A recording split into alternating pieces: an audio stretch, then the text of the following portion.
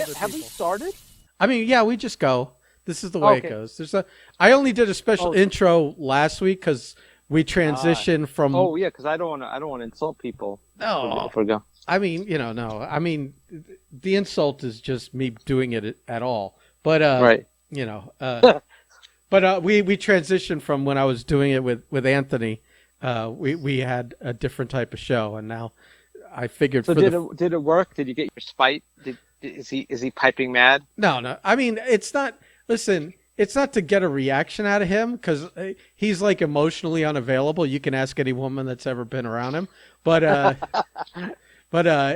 it's in spite of him. Like, I'm not gonna let him derail like my efforts here, which I don't really know what my efforts are or what my goal is with this thing. Right. I generally, the plan was, well, you do it like 4 or 5 years, and if you're consistent and whatever, you build enough where maybe this could become something that, like, as you get into the years of life where you're like, I hate my job, I wish I could just, do something that I enjoyed or something that, blah, blah, blah, right. that this could have been like, an alternate means. But after 2 years, that was enough for him, I guess. I mean, he keeps saying, I'll be back. But if you see a blue guy in the corner holding his breath, it's not going to be me. Okay. Good for you. Yeah. So, but absolutely, this is a podcast born of spite, and I will do it in spite of him. I don't care if anyone listens, although people do listen. Right. And I just think I'll do this as like a show where I just have some regular people come on, whoever wants to do it, or get some new people that haven't done it before, and just kind of rotate people in and out that want to tell stories or talk shit or whatever. Mm-hmm. I mean, listen, we never had a format. There's no format on this. Maybe there should be, but that involves more work and planning and sitting down and writing on lists on paper ahead of time. And it's also keeping track of things, which is a chore. Right. I mean, fuck all that. I mean, this should just be, listen, minimal effort, maximum results is what I'm looking for here. There you go. So fingers crossed. That's the American way. Right. I mean, if everyone else, listen, I didn't get a PPP loan, let alone have it forgiven. So I have to actually hustle. You know what I mean? Yeah. No, I feel you, brother. I didn't. I can't. I also, when I went to school, I didn't get loans for that either. So I can't be mad at anyone getting theirs forgiven now. So I have to find other things to be spiteful about. Yeah. I mean, if you can get the right balance of spite and anger and just overall resentment, you're living a happy life. Right. I mean, I have a friend, Marco. I always say he's only happy when he's miserable. But that's kind of American culture. You're never supposed to stop and smell the roses. You're always supposed to be out for the next thing. I don't have enough of this. If you do stop and smell the roses, you immediately go, that smelled like shit. Yeah, it's kind of a vicious cycle. Yeah. I mean, so because there's no format, it's like I don't have a with him we did some I'd say half to a third of the time we incorporate wrestling stories because he used to be a wrestler and a lot of our circle is wrestlers and stuff. Know that. Yeah, so we would tell crazy wrestling stories that we knew or have other people on to tell stories. But the other half the time we just talk shit. Did a lot of fat shaming. And that was about it. So on this one, it's like whatever we want to talk about. Like you and me, obviously, we just generally navigate towards talking about TV and movies and comic books and the kind of shit we're into. Not that we're not into other stuff, like, but those seem to be things we enjoy to talk about. I did. I don't know if you saw She-Hulk episode 2 yet. I saw it, yeah. Yeah, I know you didn't like the first one. I really like the comic book, so I was excited when they mentioned this, but it's just kind of like, it happened. Yeah,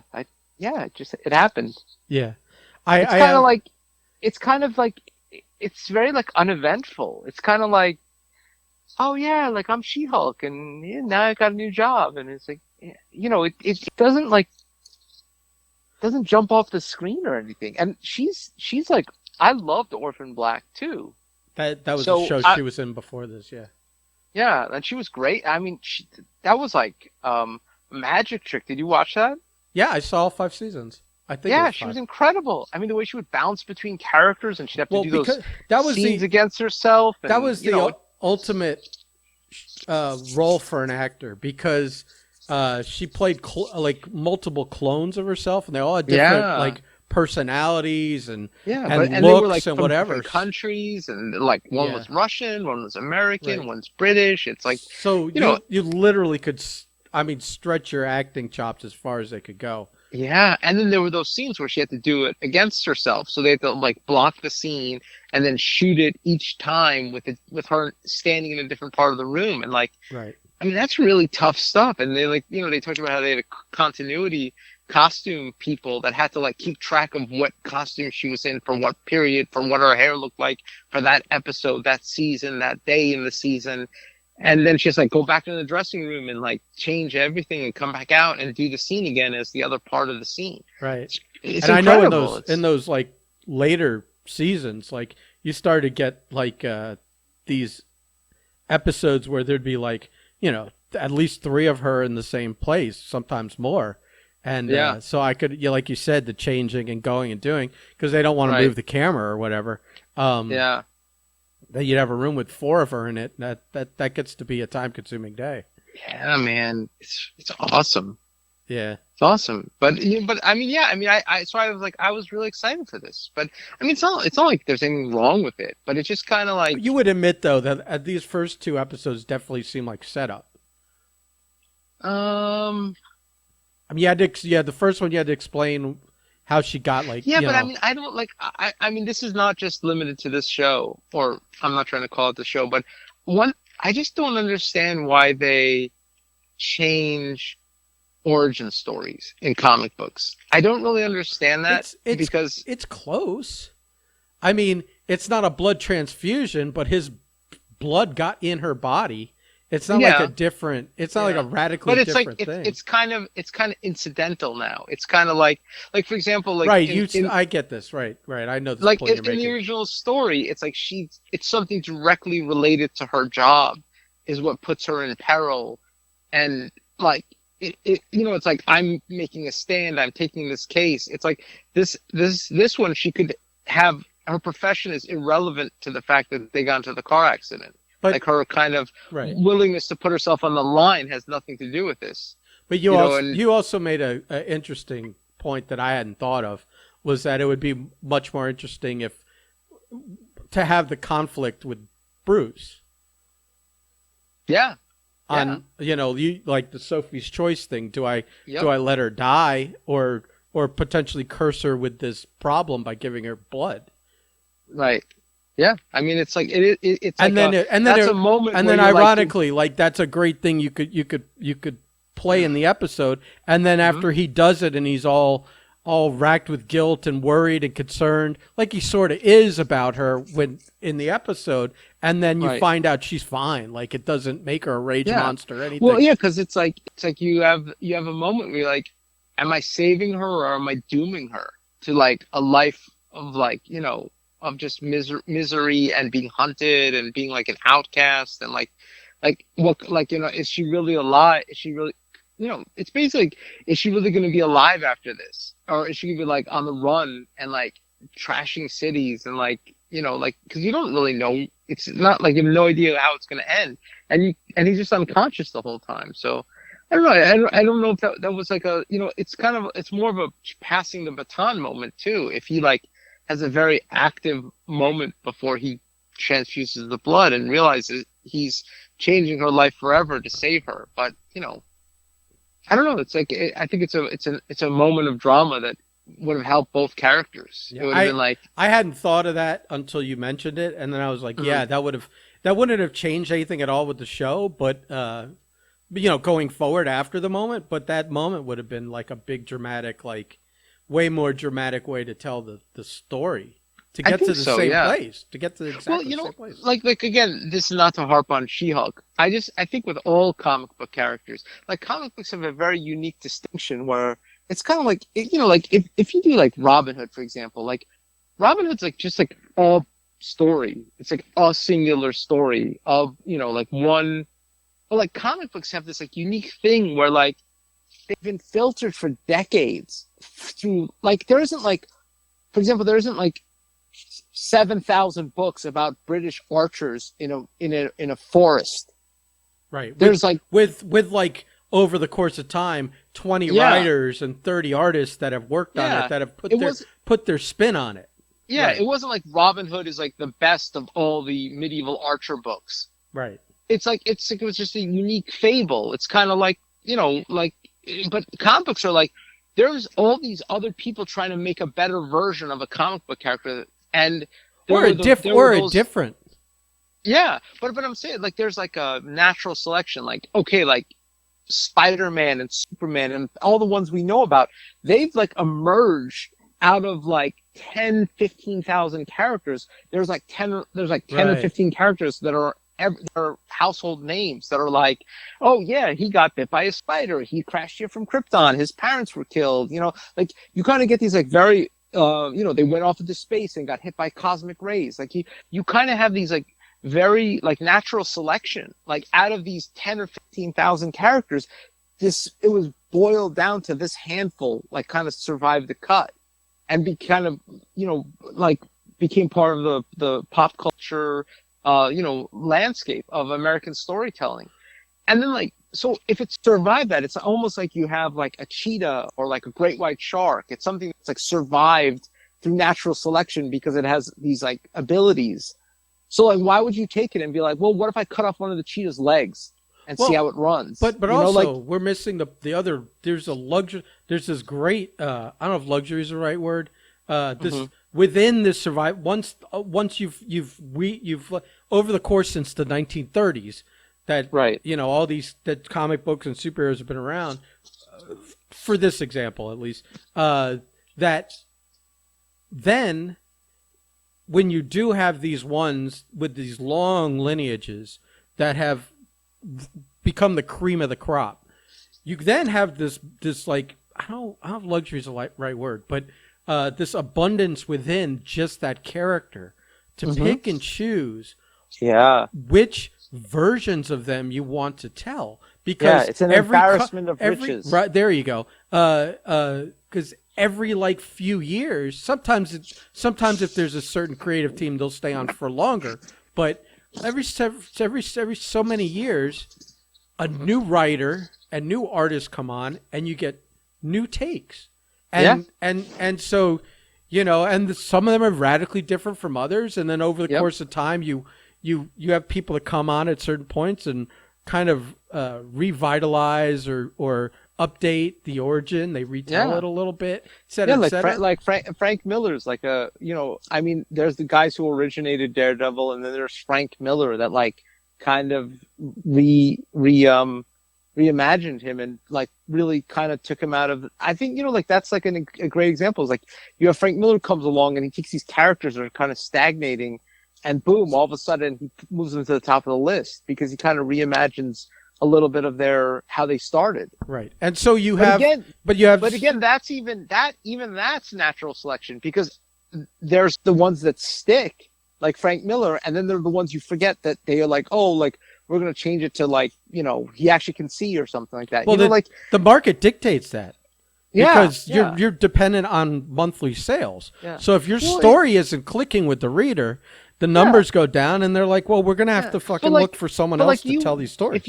If you bought like Jane Austen stories, you wouldn't be like, well, what if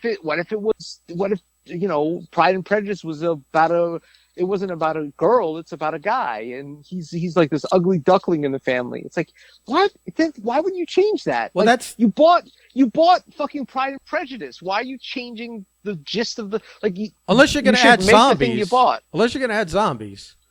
Unless you can add zombies, but that's the hubris in Hollywood, is that and since Marvel created their own studio so that they could avoid this, is that you have these these artists, not art, well, I guess artists, writers and directors and producers and whatever that get the rights to tell a story, or they work for a company that owns the rights, and they come on and they think they know better than 80 years of success telling the story in the comics. They're like, well, there's 80 years of stories that did really well that I could pull from. I could pull the best-selling, most popular stories from 80 years of comics and tell those in movies. Or I could just like say, I know better, and I'm going to just tell something else and fuck like core tenets about the character, or signature looks, or just anything. And it's like, and it never works. It never works. There's never a better spin from someone who never wrote a comic book. It never works. It's like the thing has survived because it's something special about the telling of it. There's something special about the way it was conceived. There's something special in the way it was refined. By the time the property is purchased, it's been through a refinement process that is wholly unique in entertainment. Like, you don't have different, I mean, whatever original it's very versions, singular. It's completely singular. Yeah. Well, I mean, like, there are probably a ton of drafts of Romeo and Juliet, but the one we got was the finished one. I think there's an interesting thing with comic books where they're like like X-Men's a perfect example. X-Men was not a popular book, and then all of a sudden it was dying. The sales were so bad that they were running reprints. Yeah, they were just reprinting issues, and then along comes Giant Size X-Men #1, and they're like, reimagine the thing. And that's kind of what people think of as the X-Men. Is that really? It's like they think of like the first 7 issues, and then everything from Giant Size X-Men 1 forward. That's kind of like what makes it X-Men. Which was like 90. It was like issue 9. The comic went to like issue 90 something. Yeah. And then they're like, this isn't working. We're reprinting old stories because we can't even afford to pay new creators because the sales are so low. And then they just basically throw all those characters out, bring in, Wolverine and Colossus and all these household names now, and boom. Sunfire, Storm, Nightcrawler. But and that's the thing. It's like, so then why? Now you have the origin, you have the original idea with the original characters in issue 1. Then you have Giant Size X-Men 1, which kind of reboots everything. So these are like the most popular, why change it? Why change anything? Why change that? That's like, it's like if you bought like, back in the day when John Grisham was a hot novelist and you bought like The Firm, and you're like, oh, instead of a lawyer, what if he's a doctor? It's like, but you didn't buy a book about a doctor. You're like, the whole point is this book became a bestseller because the guy who wrote it had insight into being a lawyer, and he told the story like this. Why would you change the core? There are other books about doctors. Buy that one. Like, why would you buy a book about lawyers and change the fabric of it? Yeah. The foundation of it. It's like, it's kind of crazy. Oh, I want to take this character, but I want to make him like this. It's like, well, then that's not the character anymore. You fundamentally altered the character. And I think even like what you see with like Frank Miller, I don't think Frank Miller was like, I'm going to reinvent Daredevil. He's just like, I'm going to like add to the I'm going to add a layer in, a touch that makes it a little more, like he revamped it in the 80s, and it was like everything in the 80s had a ninja in it. Like every single piece of content in the 80s had a ninja in it. There's no way around it. Well, but also I don't, again, it's like I personally don't have a lot of memory of the stories told in Daredevil before Frank Miller came on. Right. But I'm going to guess that they didn't tell a lot of his like story in between when he was a kid and when he became Daredevil. And all Frank Miller did was inject all this backstory where he ended up being trained by a martial artist, and they and there's this opposing group called the Hand that are ninjas, and he met Elektra and he created a whole a whole backstory and he was doing some world building there So but I think, but also it's a guy who was inherently, came up through comics and understood the world he was altering. Right. Whereas people who are like, I never read a comic in my life. It's like, well, then go fuck off. Right. Like, go like Well, seriously. wasn't Like, that a go famous? fuck off. Wasn't that a famous Tim Burton quote where they were like, I think he I I think don't remember if it he's quoted was. as saying he hated comic books. He's like, He hated they were the like, have you read any books leading, in preparation for this? And he was like, he like scoffed at it and had some like shitty, not even backhanded insult comment about reading. Like, I would never read comics or something. Well, that's you know? I mean, that's always like, not to point the finger because I never want to accuse anybody of anything, but that's kind of what pisses me off is like I remember back in art school, I remember in high school, I remember the kids that read comics, and I remember, it was like this, like, you'd be at RISD and you're like, oh yeah, I love, like, somebody would be like, I read comics, and like, oh yeah, me too, and then they're like, and then you're about to like have this conversation with them, like, except for that Marvel shit, I don't like the comic books with the superheroes and the capes and the muscles, and it's like, and you're like, what? And they're like, yeah, I like Love and Rockets or something or whatever, or like R. Crumb, and it's like, it's not a fucking like, that's like a niche, that's like a subgenre of like comics, like like proper comic book is like, you don't go to San Diego Comic-Con and people cosplay as superheroes because it's fucking comic books. It's like, like it was kind of always looked down on. Oh, comic books. Oh, those are dumb. Well, with the spandex. It's well, like, I mean, listen, I worked in comic book stores. I came across a lot of that, but I kind of understand it. I mean, no, but hear me out. The thing is, how that changed is now all of a sudden that it's profitable and the movies make money. Everyone, I always loved comic books. Oh, right. Yeah, love it. Love comic books. There's a lot of non-superhero stuff that was a gateway to get people who were like preconceived notions or just weren't interested in even trying out superhero stuff. That was like Sandman was a huge one. Sure, to get people in and like Strangers in Paradise and like you said, like Watchmen, Love and Rockets and stuff. Yeah, I mean, Watchmen's a superhero comic, but it's tricky. It tricks you because you could sell it to people as not a superhero comic, and when they read it, it doesn't read like a regular superhero. But I mean, comic. Superhero, like the actual comic is the monthly, in the traditional sense, it's the monthly story about the character and the villain, and there's some sort of super element to it. There's some sort of heightened element to it. Of course, there's all those other things. Like, I mean, Frank Miller did Ronin, which is not a comic book at all. It's a sci-fi, like Blade Runner dystopian thing about man and machine. But, of course, those are great. But format is comic, though.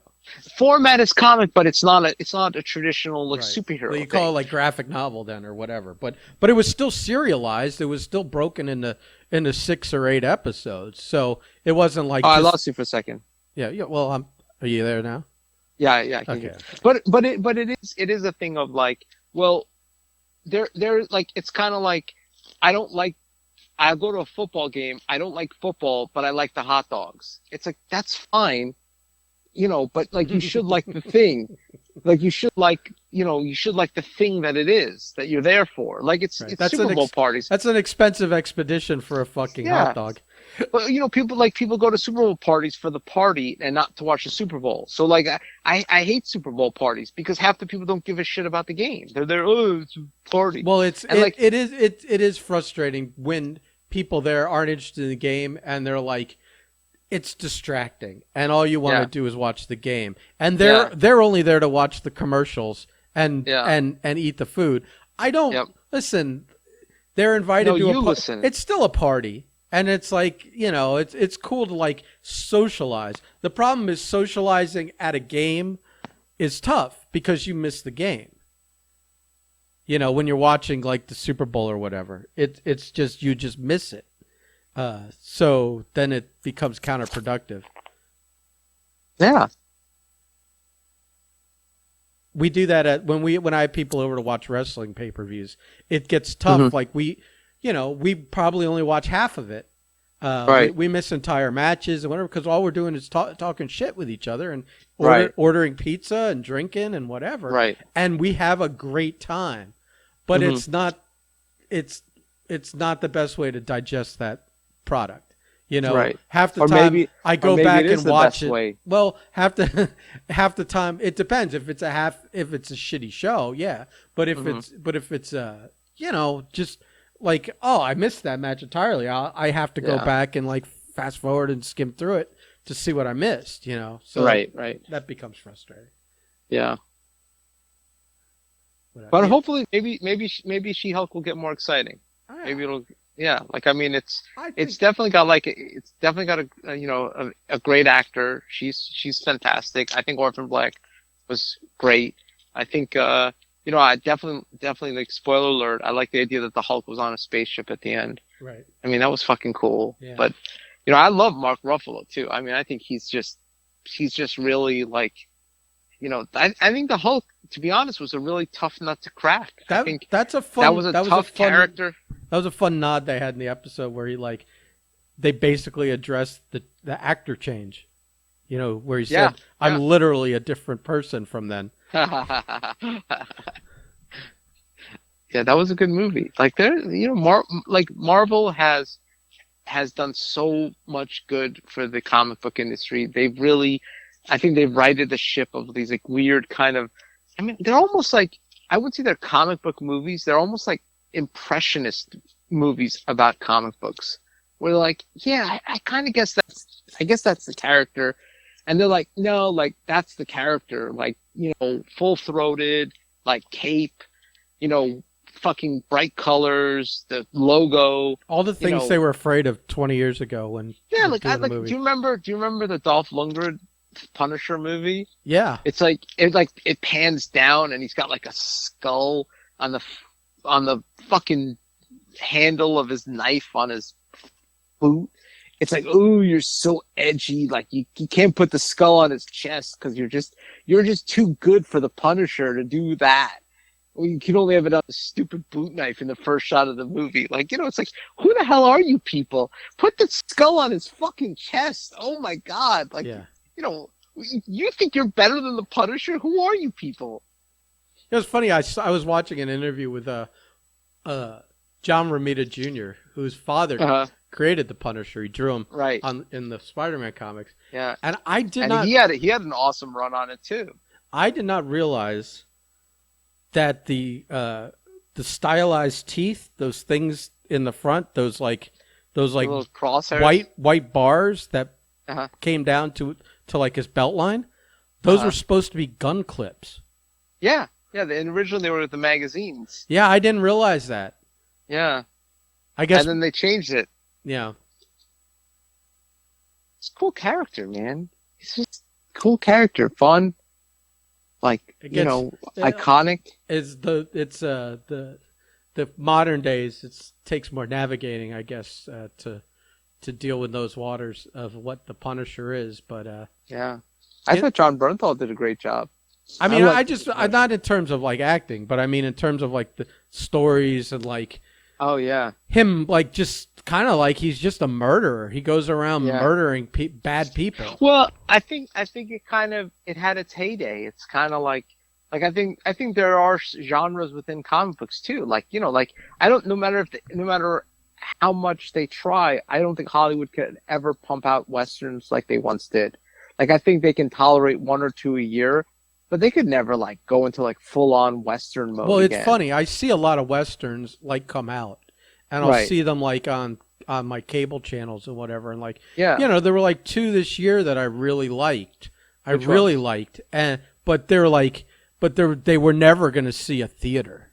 Oh yeah. You mean like Yellowstone or? No, movies. Oh, which ones?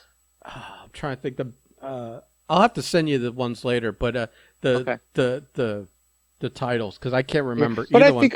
I think that might also be like Punisher. I think it was like it really had its heyday in like the 90s, and I don't know if it's perpetual. I wouldn't even say like, the 90s were the heyday. I think they had a couple of big ones, but I think westerns were even considered like out of style as recently oh no, I as mean then. the Punisher. Oh, okay. I thought you were talking Yeah, about like those. the comic book, like the popularity. Well, It that was just the might be one of '90s, those. where like this whole like kind of like everyone had guns, and every Yeah, character had like had tactical boots and gear and yeah, pouches yeah, full of stuff, and a lot of that Image stuff was like that, yeah, and the Punisher had two fucking comic books in the late '80s, early '90s. He had yeah. two titles. Yep. So yeah, yeah. The other funny thing that I find irritating. I don't know if you care about this or not, but the like it goes back to She-Hulk a little bit. Is the like I see a lot of people like complaining, and my brother even messaged me. He was like 15 minutes into the first episode tonight, and he's like Uh-huh. talking about the CGI, how it's like terrible, and I'm Hmm. like, I really it didn't glare, but again, I'm kind of like I'm like I'm here for the ride. I'm not here to Right, like pick at this thing. right, If it's really bad, it's going to jump out at me. Like right. in terms of story, ideas, or the CGI, and I'm like, it didn't. None of it bothered me. Hmm. Especially since we're talking about it's a TV show. It's not a $200 million movie. It's Right, these 23-minute episodes, right, and it's like, well, do you want to get She-Hulk or do you not want to get She-Hulk?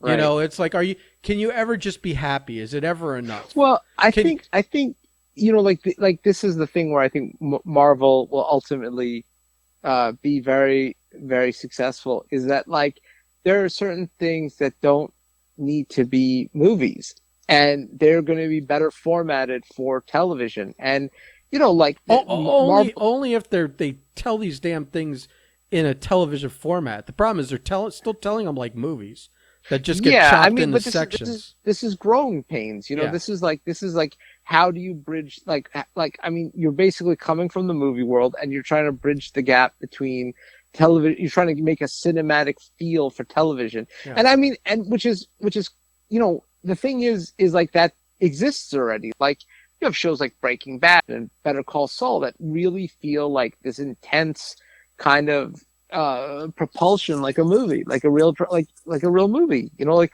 Sopranos did it. Like there are certain shows that really carry over the cinematic feel, and it's hard because you almost I think Marvel's mandate is they want to keep things very fun, but television kind of creates a situation where you kind of need a lot of drama to make it work, because you need like the drama's what you can kind of serialize, is having like that's why they make so many shows about families. Oh, what is it like having the job and then coming home and the family, and Well, you it got to gives have you. like something in there to make people want to see what happens Yeah, next. yeah, That's the whole idea.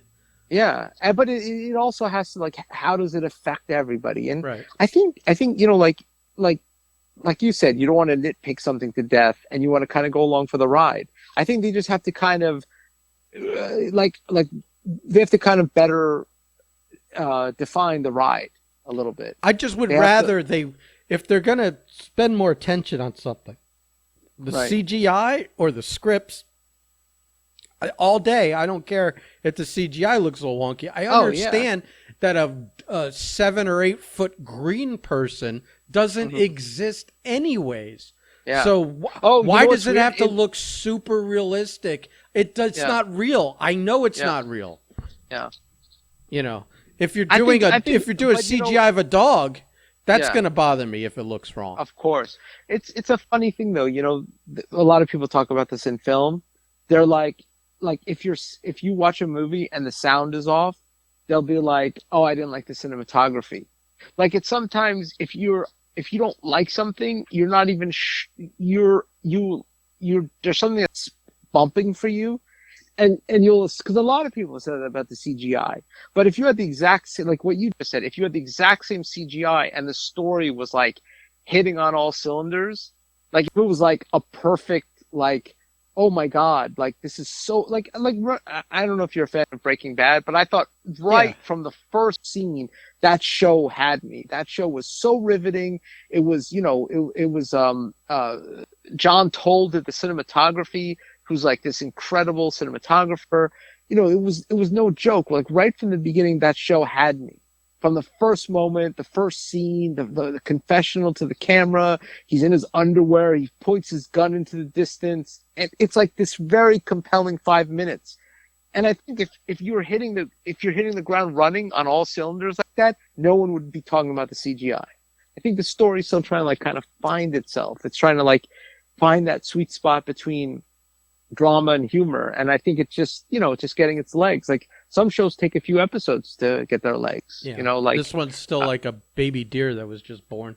So, yeah. I think they're, and it's hard because you're weighing how to parse out all this information because it's a fuck ton of information. It's a lot of information. You're introducing a lot of characters. You're introducing the whole sci-fi superhero aspect of everything, and it's a lot. It's a lot to it's a lot to balance.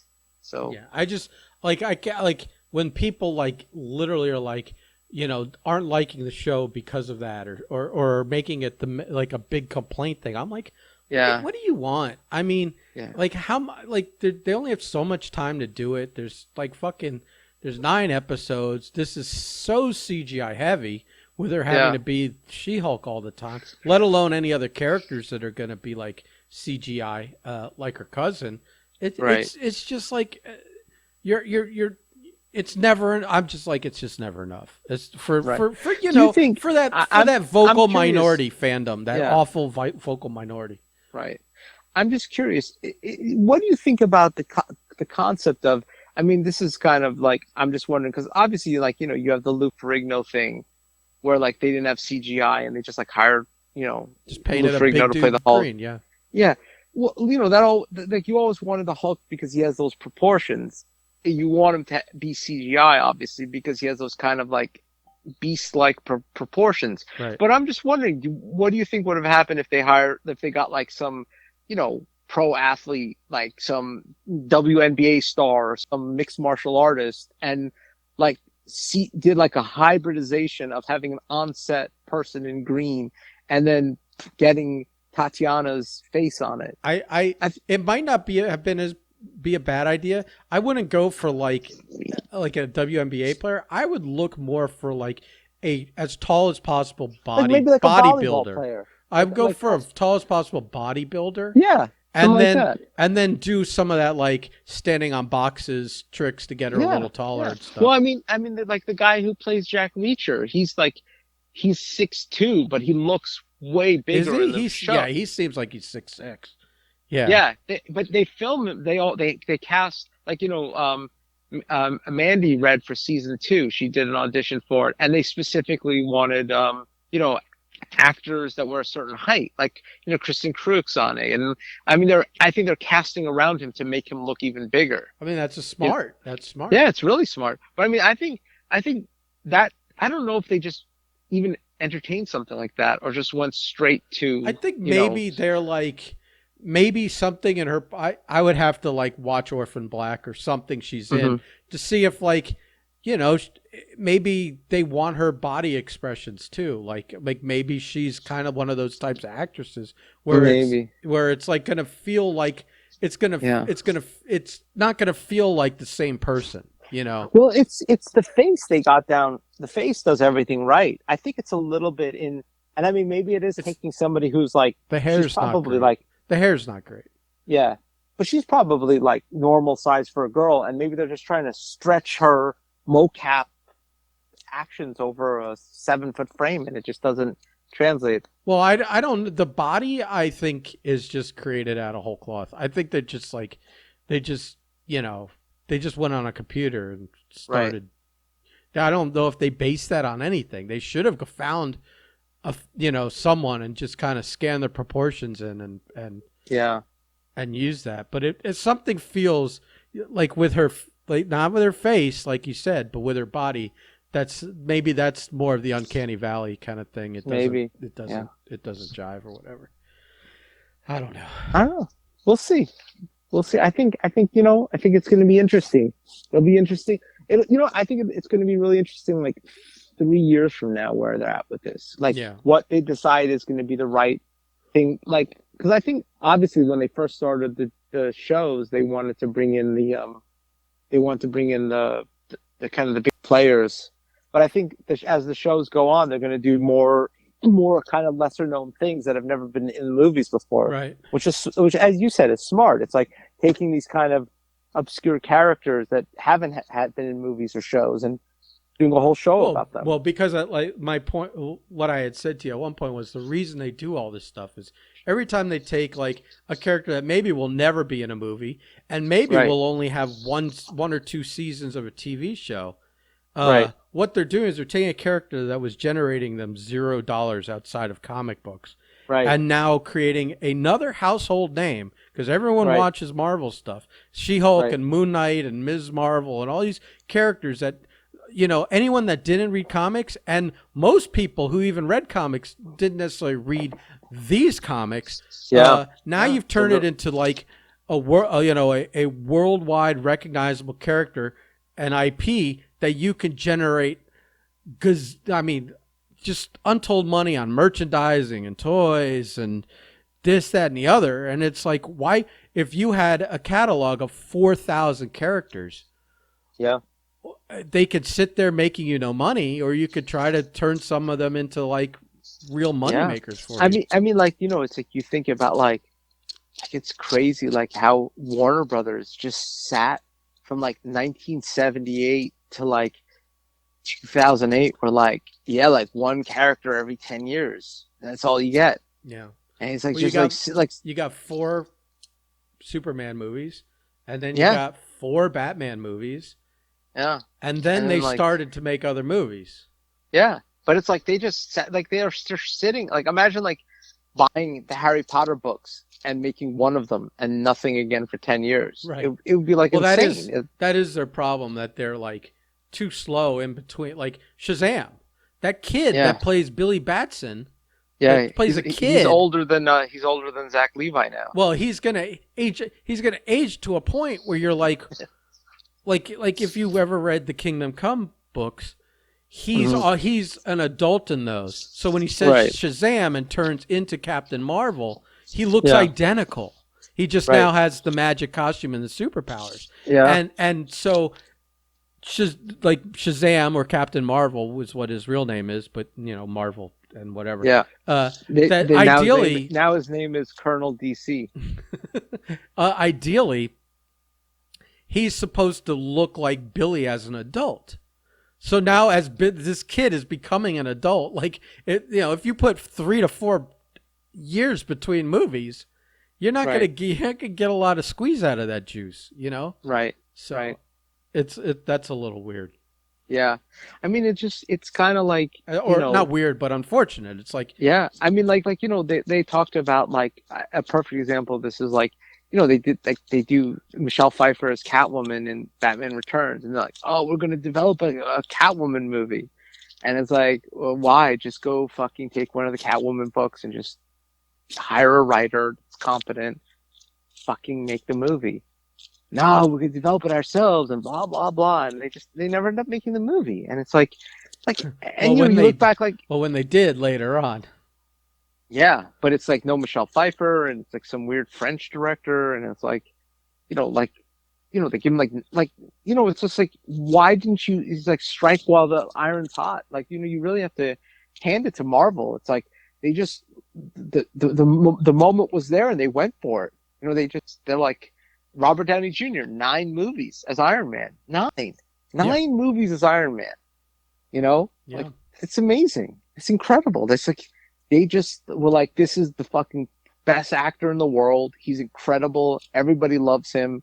Like, why wouldn't we bring up material? Like this is what they did back in the day. It's like they're like, people love James Cagney. Let's do 5 fucking gangster movies a year with him. And like, just, not everyone's going to be a hit, but people love him, which is essentially James Cagney when you was have playing like the same character. When you have like a fucking stud actor, like a racehorse, like it's like, just play the odds. He's not going to win every race, but he's going to win enough of them that you make money.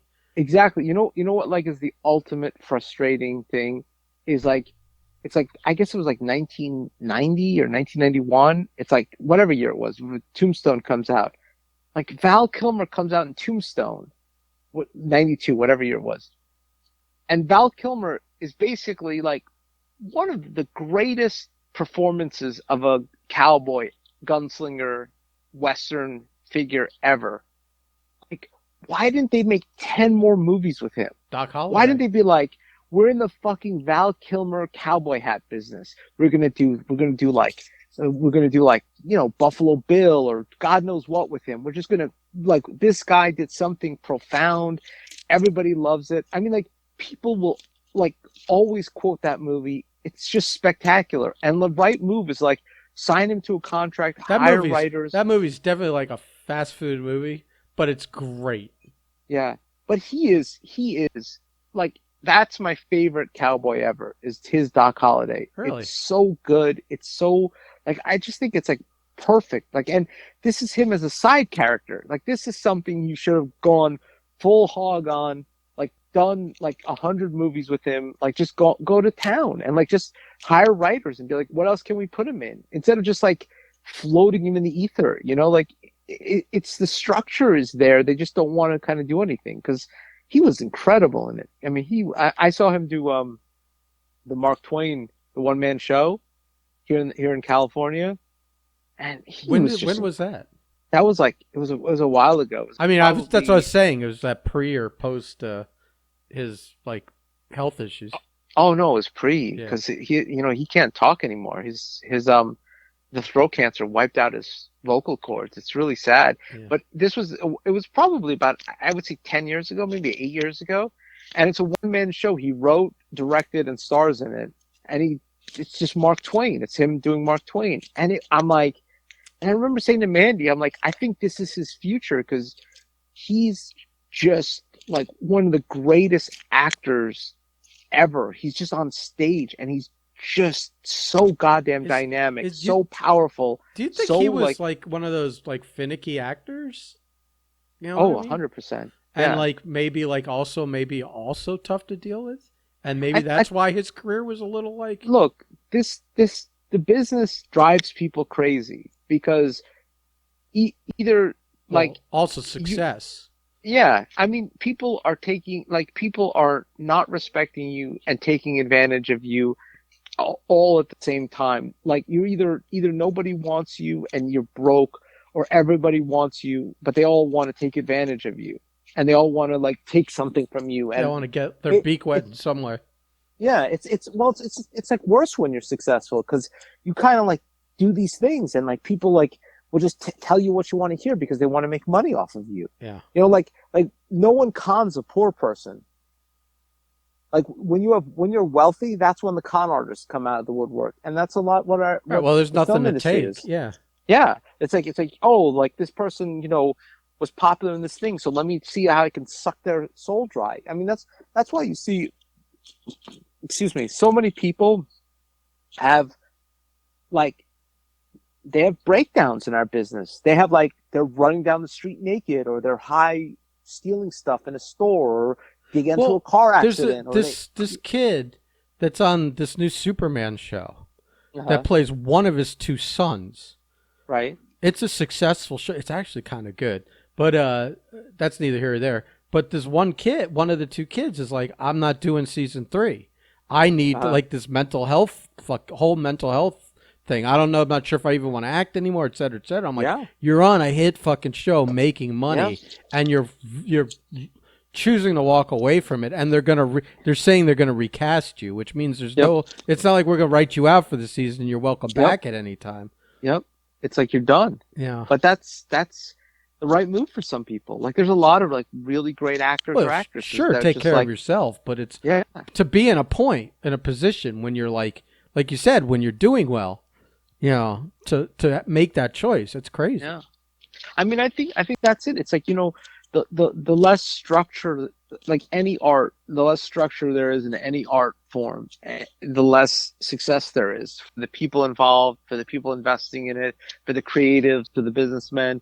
I mean, like I always say this to people in the film industry because they're always talking about like, oh, what's the twist? What's the thing that's different about it? And sure, like like a lot of comedy is about the freshness of comedy, but like genre stuff, like Die Hard, like Predator, like Star Wars, like like it's kind of like these aren't things that are filled with twists. These are things that are filled with like the twist. Like I will say, like the twist in most genre films is that the character survives.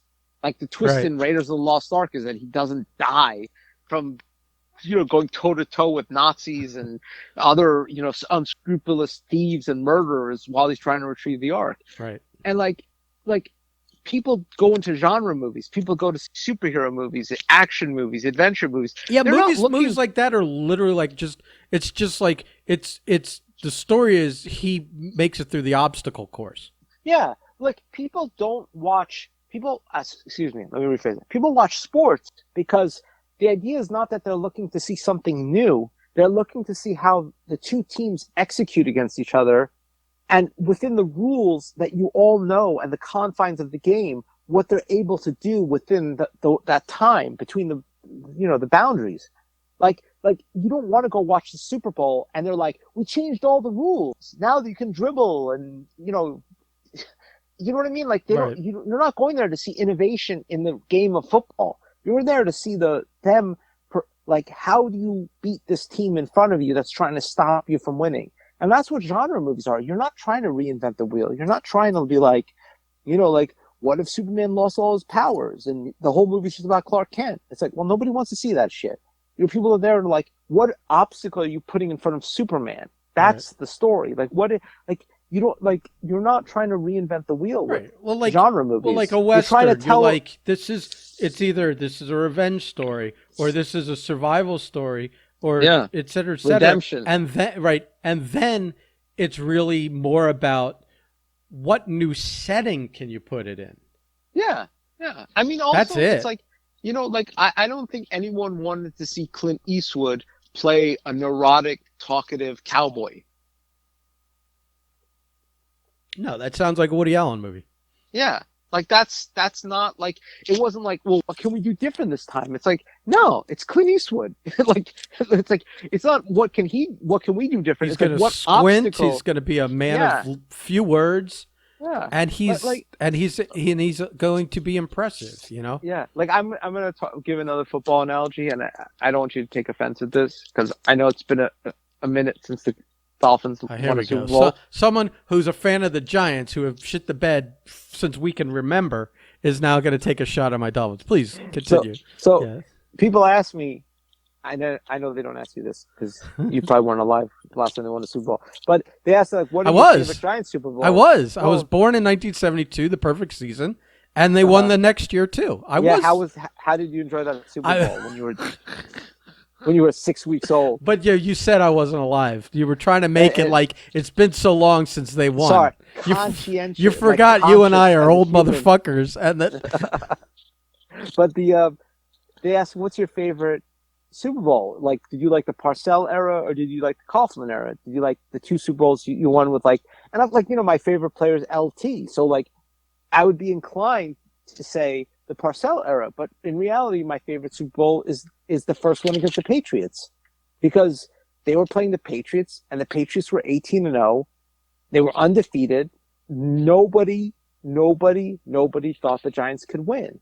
And the thing was, they weren't going to come out and do a trick play. right. It was like basically like a given, going to like, oh, we know they're going to win.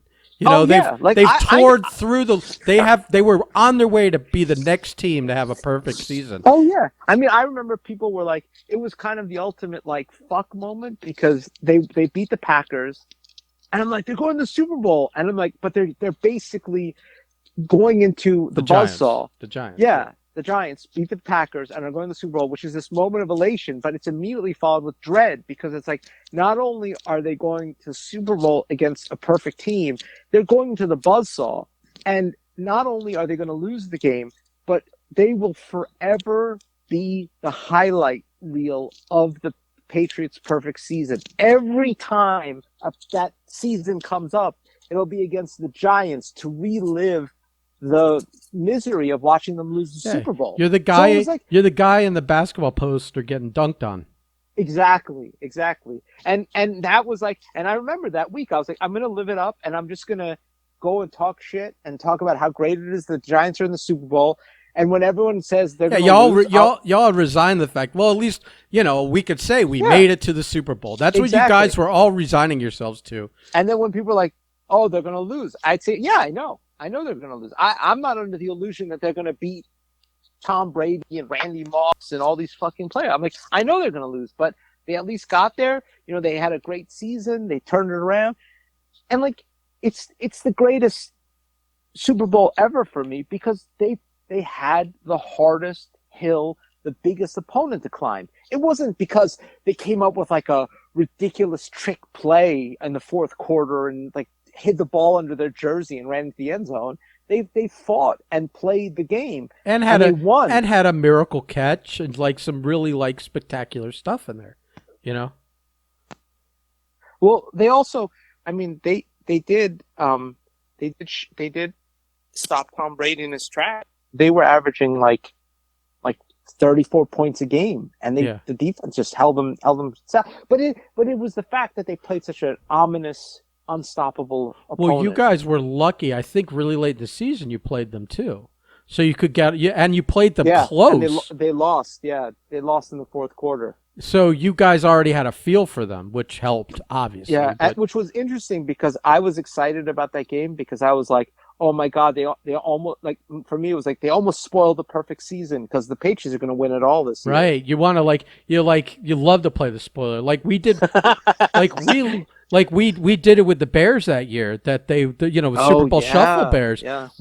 They talk about it all the time, how Don Shula brought all the 72 Dolphins that were available to be roaming the sidelines and hanging out with the players and just bringing the ghosts of the 72 team there to like haunt them, and we fucking ruined their shot at a perfect season. That was the only game they lost. They won the rest of the way, and they can't say they were a perfect team. And Shula took it personally because he's like, I have the perfect season. I ain't gonna allow you guys to continue a perfect season against us. We are gonna be your stumbling block. You may go on after that to win. Yeah. But here's where that streak ends right here. Yep. And so you guys, you get like as you get to the end of the season, I think every team that played the Patriots were just so the Patriots having to fight these teams that are just so pumped up to spoil their good time. It doesn't matter that the other team is 3-12. It's like it doesn't matter. This is our Super Bowl. We can fucking ruin their day. Yeah.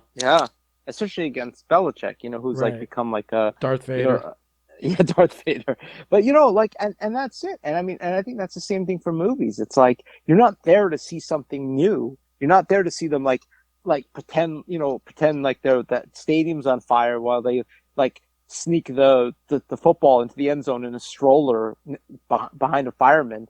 You want to see the game played. You want to see them smash helmets and like catch the ball, and like you want to see them go through it, like go through the actual like. The drama is within the course of the game and in the characters. Yeah. And what they're going through, Yeah. So it's like if you adapt the stuff, just fucking make it good, man. Just make it within the confines of the damn thing. Like just do it right, man. Just like people there, like, I mean, like, I think when somebody goes into a John Wick movie, they know exactly what they're getting. They want to see this guy have after fun the first shootouts. One, after the first one, for sure. Yeah. It's like you just go in and you're watching Keanu Reeves kick ass.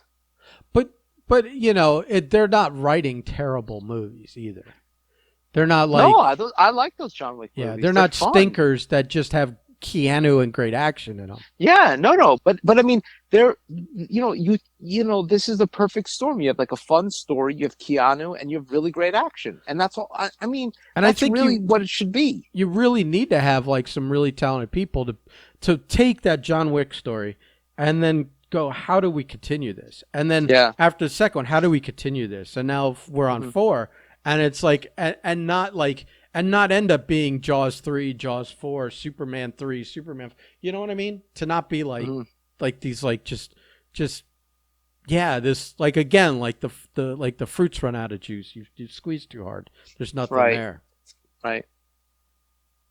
You have any plans to see that Stallone movie, Samaritan. I want to see that. I It looks watched fun. it today on Oh, Amazon. is it good?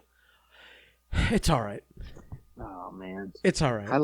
I like Stallone. I no spoilers, but I will say Mm-hmm. that, like a lot of movies, there's a twist at the end, Mm-hmm. and I figured out that twist I saw coming a mile away. Right. I would say that small parts of it started to feel slightly corny, and I don't know if Mm-hmm. that was just this weird interact, because I haven't seen too many movies where like Stallone has like extended scenes and dialogue with kids. Mm-hmm. And so I don't know if it just was something weird and unique that I was Right. witnessing, or if it really, but I mean, it's kind of cool to see Stallone in a sort of superhero movie. Again, like, big budget action. And it's kind of like a new tale, it's a new take on superhero stuff. And since Yeah. it's not something that, like, I've read, 20 years of stories based on, there's nothing to be offended by in those kinds of instances. I would say it's worth seeing. I wouldn't say it's worth seeing twice. Right. So, Gotcha. I'm And- just glad Stallone's still mixing it up. I mean, he was still like, a beast in this movie, like great Yeah. shape, took, Yeah, he looks great. isn't ashamed to take his shirt off, et cetera, et cetera. So, Mm-hmm. yeah. Have you read the recent, like, week's worth of drama with him? No. Oh, didn't he get divorced or something like that? Well, his wife filed for divorce, and then they go Uh-huh. and they found this interesting thing where, like, the last, like, before she filed for divorce, like the week before, somewhere in Mhm. that window, he already had her face, like her portrait, tattooed within, like, other tattoos on his shoulder, but her Uh-huh. face was, like, prominently displayed on her shoulder. And sometime last week, her face disappeared and his dog Butkus's face was there. And then, like, a few days later, there's divorce filings. So Uh-huh. I assume, like, this has been going on That's- for a while, where this was going to happen, and he's like, well, fuck you. And it's Butkus, like the dog from Rocky 1.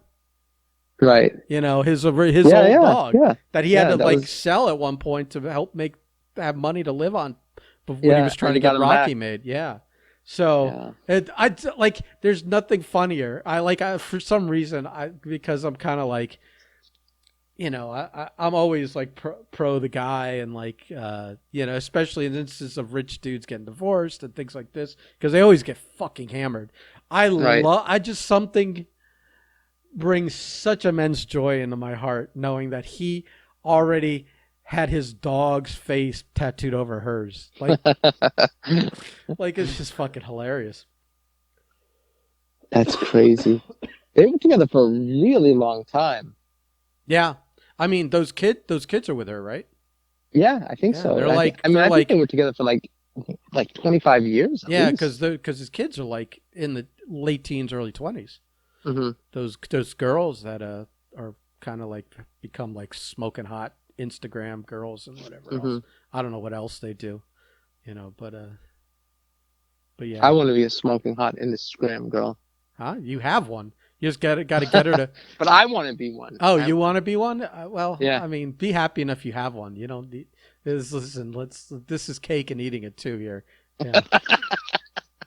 You just got to get her to post on Instagram. You got to get her to trust me, if she let me give you a little fucking advice that you could pass on her. If she hired, had some photography friends, wink, that did some shoots, even pay them to do them every, like, listen, I'm not saying do an OnlyFans here, but like, if you did some shoots and some outfits every couple of weeks, so you had plenty of content to post every day on Instagram, there would be no question. She'd have 2 million followers. It might help her fucking get cast and stuff, because, they love people with a big following. That's like Oh yeah, no, that feels like a criteria in Hollywood now that they look at. It's a very much a criteria. You It's know? like they really want you to they want you to do their work for them. Yeah, I mean, you should just buy some lights and one of those paper rolls and set up a Sounds like a lot of work. Set up a thing in the corner and take pictures of your girl there for her to.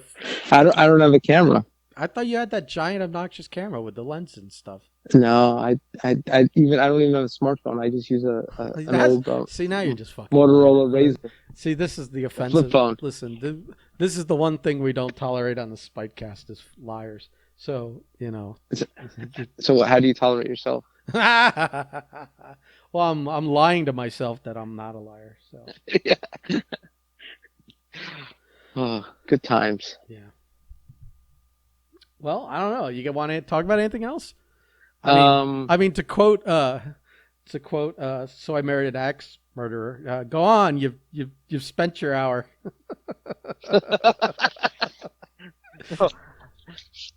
I'm good. I think we covered all the major relevant issues of the day. Yeah, not that I ever did a current events podcast, but that's for sure. We did. I don't know. We just talked about comic books and movies. Yeah, that's all you and I do. So. I'm gonna keep on watching She-Hulk. I love that character. So I got a question. I got a couple questions before you go. Okay. First one is, did you happen to catch the Game of Thrones deal? Oh yeah, I'm halfway through it. That doesn't bode well for you liking it if you're only halfway through it. I mean, I think that's lightning in a bottle, man. That's hard to capture a second time. Yeah. I think like the thing that was instantly alluring about the first episode of the original one, because I never read the books, but you just have this idea where you have this like kind of like very like likable, kind of benevolent, Sean Bean. Yeah. And then he's got these like kids and they find these wolves in the forest, these wolf cubs, and they're like, there's one for each of us.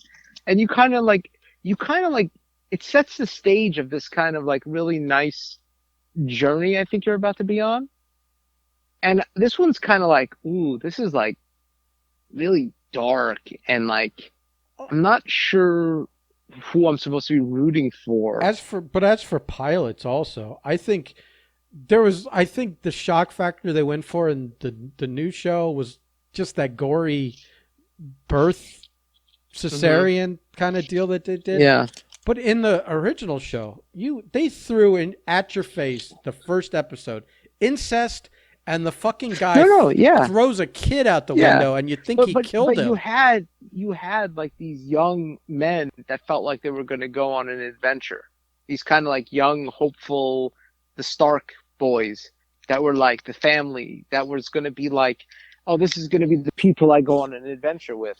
Yeah, it definitely sets that up that way. But at times, as the show went, and you're adding like, dude, there like so many characters and so many spinning plates, and at some point you're realizing that literally no one is precious. Anyone can die.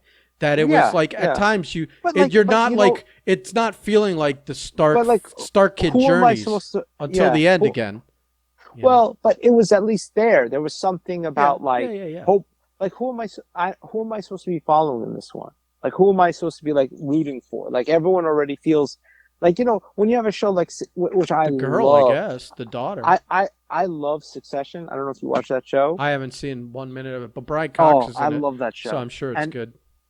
It's first of all, it's hilarious. It's really, really funny. But but not in a comedy way, right? Like in a it's kind of like really a Deadwood funny. way. No, it's way funnier than Deadwood. But I'm saying the delivery of it is like you're laughing at it's very serious. Yeah. But it's super funny also.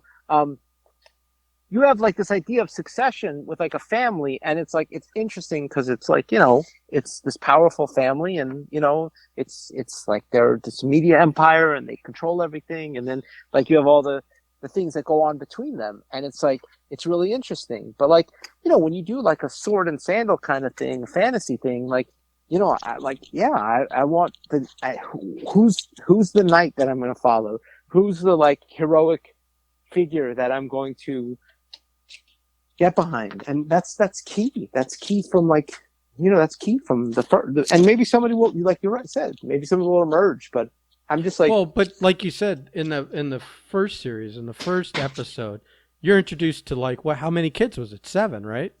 Well, it was like Because it it was was 7 Rob. wolves, right?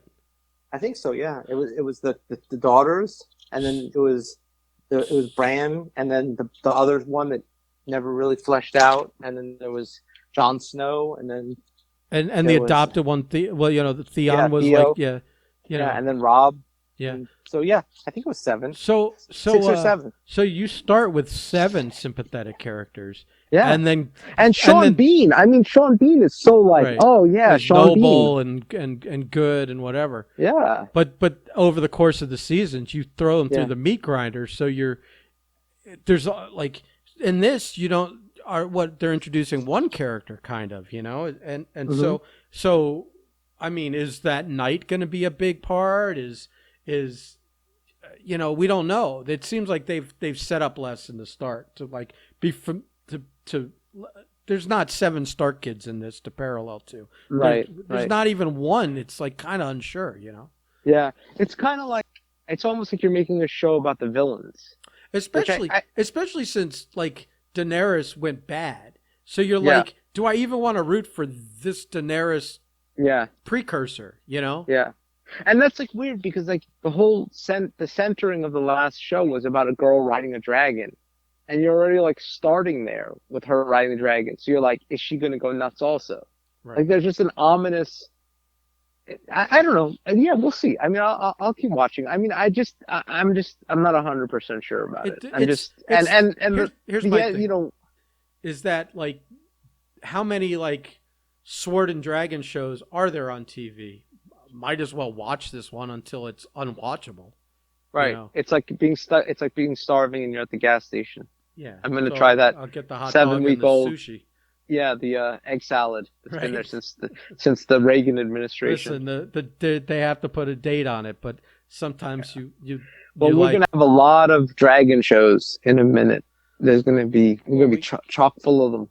Well, we get one more. We get the Lord of the Rings one or whatever. And Willow.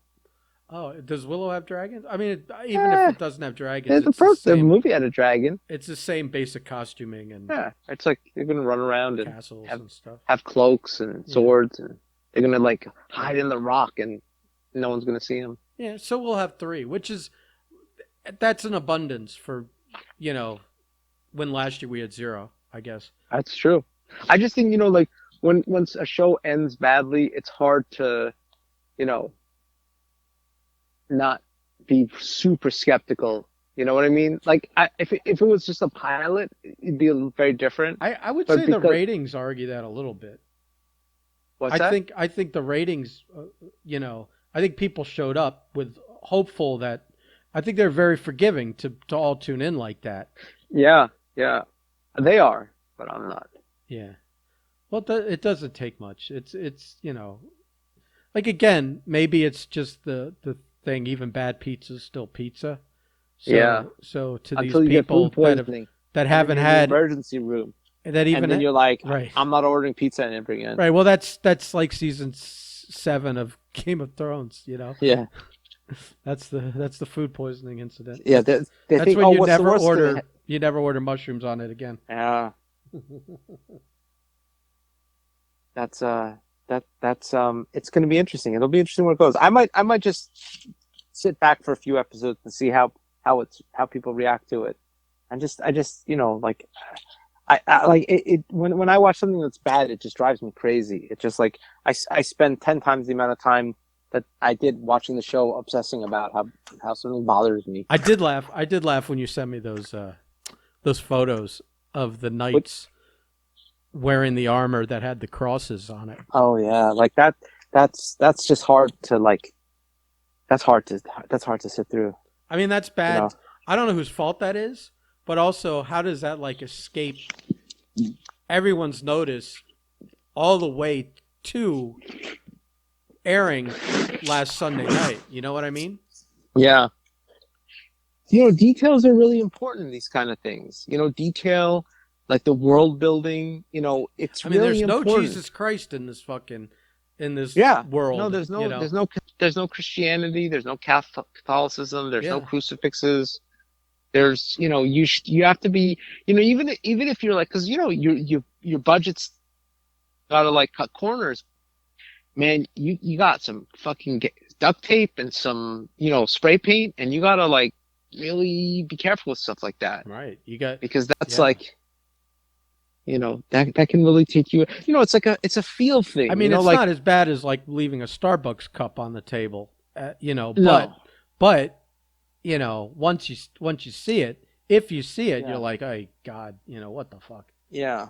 Well, you like this is the thing about doing period films is you never want it to fall into spoof. You never want it to feel like a Mel Brooks movie where Right. it's like, are you poking fun at it? And like you want to be very conscientious that when you do a medieval movie that it doesn't start feeling like medieval times. Right, right. Like you Yeah, don't want it medieval to times. have that kind of like Ben Affleck and seeing Jim Carrey running around with a mace. Yeah, Like you get these phantom smells of turkey legs while yeah, you're watching the yeah. thing, like at And the there's Ren just like Fair. which I'm have you been to a Ren Fair? I have. Yeah, they're actually kind of fun. They I like are.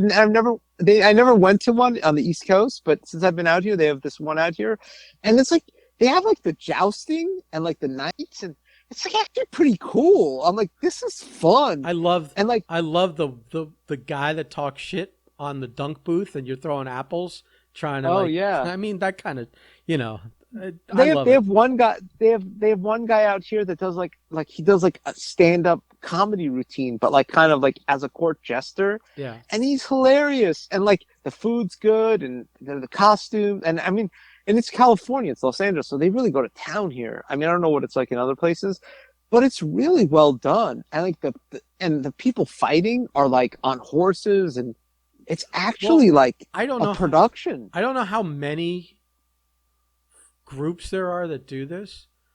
I Uh-huh. don't know if there's just one or if Hmm. there's several because it's a big country. But they Right. tour, so it's like Oh, they're I somewhere see. for 6 weeks. Right. Yeah. The Yeah. Because vendors, some of them are everyone. like, I was impressed. Like I've seen a lot of like, you go to So like for the all I theme know, parks you're and you see. seeing the same one I'm seeing, with Right. Right. with like 30% touring and like another 70% are locals doing it or whatever the mix is. Right. But That makes a lot of yeah, sense. It makes like because it's like I remember there were some guys that were just like, what do they do? Like, I was thinking that like, what do they do the rest of their time? Like, but that makes sense if they tour with it yeah, they because because they're obviously they're here in like right. February Right. because so they can't Of the do weather. Wisconsin in February. So Yeah. you know but I don't know how many. There's plenty of places to hit. I don't know if there's one or if there's one company that has multiple or if there's multiple Yeah. company. I have no idea how it Well, I works. mean, think about like California, how many places you could hit. Right. It's a good point. Just major cities. But Yeah. I think it might be sort of like comic conventions where there's you know there's there might be multiple you know businesses that run multiple shows in multiple Yeah. places. Yeah. Like I don't know. Wizard and Yeah. yeah. Yeah, but All right, the, man. the food's always fun at those things.